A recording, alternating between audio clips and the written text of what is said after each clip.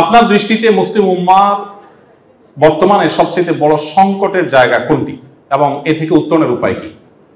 মুসলিম উম্মাহ সবচেয়ে বড় সংকটের জায়গা আমার যেটা মনে হয়, আমি প্রায় চিন্তা করি বিষয়টার উপরে, সবচেয়ে সংকটটা আমাদের কোন জায়গায়? আমার যেটা মনে হয়, আমার ক্ষুদ্র জ্ঞানে, সেটা হলো কোরআন এবং সুন্নাহ থেকে দূরে সরে যাওয়া, ইসলামের আদর্শের জায়গাটা থেকে সরে যাওয়াটা, এটাই হলো আমাদের সংকটের সবচেয়ে বড় জায়গা। মুসলমান নামে মুসলমান অনেক বেশি। ডক্টর আব্দুল্লাহ জাহাঙ্গীর রহমতুল্লাহ আলাইহি ইসলামী বিশ্ববিদ্যালয়ের কুষ্টিয়ার প্রফেসর ছিলেন, আপনারা অনেকে চিনেন। আল হাদিস ডিপার্টমেন্টের প্রফেসর ছিলেন, সড়ক দুর্ঘটনা মারা গেছেন। স্যার একটা কথা বলতেন, আমার খুব ভালো লাগতো। স্যার বলতেন যে আমাদের দেশে মুসলমান দুই প্রকার, এবং গোটা বিশ্বে ইনফ্যাক্ট সেটাই, যে মুসলমান দুই প্রকার। একটা হলো সেকুলার মুসলমান, আর একটা হলো রেগুলার মুসলমান। সেকুলার মুসলমান বলতে স্যার আমরা গতানুগতিক ভাবে যে সেকুলার যে অর্থে বলি সেটা না। স্যার বলতেন যে সেকুলার মুসলমান বলতে আমি বুঝাই যারা জুমা পড়ে, মাঝে মধ্যে মাগরিবের এশার নামাজটা পড়ে, আবার ফজর নামাজ কখনো মনে চাইলে 7টা-8টার দিকে পড়ে, অ্যাক্সিডেন্টলি কখনো মসজিদে পড়ে ফেলে। তারা যখন নামাজ পড়ে শেষ করে এরপর টুপিটা ভাঁজ করে প্যান্টের পকেটে বা শার্টের পকেটে রেখে দেন। টুপি তো ভাঁজ করেন না, সাথে তার ধর্মটাও ভাঁজ করে ফেলে। এবং যখন তিনি ব্যবসা করেন, চেম্বারে বসেন, অন্য কোনো কাজ করেন, তখন তার ধর্মে কর্মের কোনো বালাই থাকে না।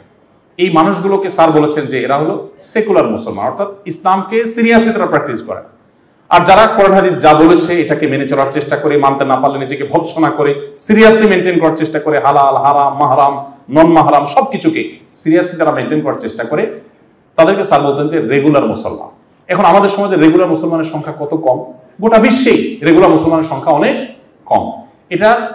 এটার কারণেই বললাম যে মুসলমানদের ওই যে কোরআন এবং সুন্নাহর আদর্শ থেকে সরে যাওয়া, বিচ্যুত হয়ে যাওয়া, এটা হলো আমাদের সবচেয়ে বড় সংকটের কারণ।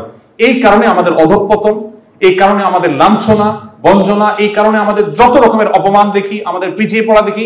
এই কারণেই মুহাম্মদ সাল্লাল্লাহু আলাইহি সাল্লাম যখন অর্ধ পৃথিবী জয়ের সূচনা করে দিয়ে গেছেন, খলিফা ওমর রাদিয়াল্লাহু তাআলা আনহু, খোলাফায়ে রাশেদা সেটাকে সামনে এগিয়ে নিয়ে গোটা পৃথিবীর অর্ধেক যখন তাদের পায়ের তলে নিয়ে এসেছেন, শাসন করেছেন, তখন পৃথিবীর সবচেয়ে বড় অস্ত্র শস্ত্রের, সবচেয়ে বড় অর্থনীতিতে সমৃদ্ধ দেশ হিসেবে মুসলমানরা ছিলেন তা কিন্তু না।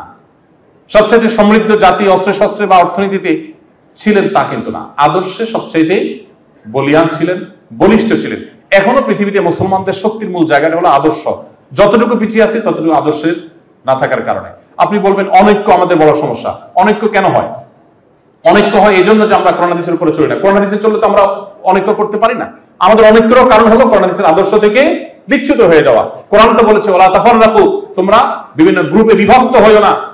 কোরআন তো বলেছে আতাসমু বিহাবলিল্লাহি জামিআ, তোমরা সবাই ঐক্যবদ্ধভাবে আল্লাহর রশিকে আঁকড়ে ধরো। কোরআন তো আমাদেরকে একত্র থাকতে বলেছেন, বিচ্ছিন্ন হতে বলেনি।